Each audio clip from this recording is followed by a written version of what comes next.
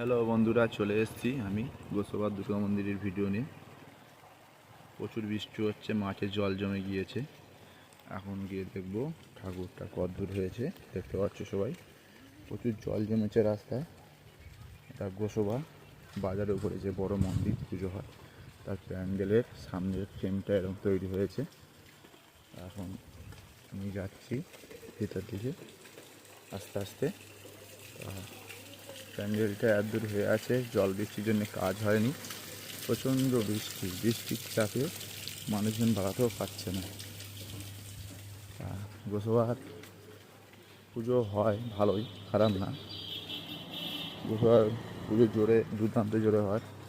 আর গোসাবার এই ঠাকুর মন্দিরে ঢুকছি, এখন ঠাকুর তৈরি হচ্ছে।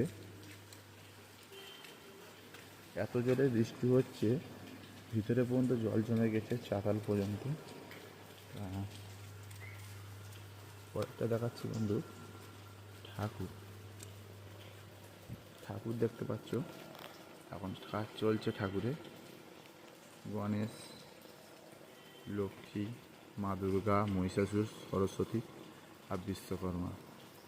আজকে লক্ষ্মী ঠাকুর হচ্ছে, সামনে লক্ষ্মী পুজো আছে বলে। দেখতে পাচ্ছ বন্ধুরা, গোসাবার দুর্গা মন্দিরের পুজো।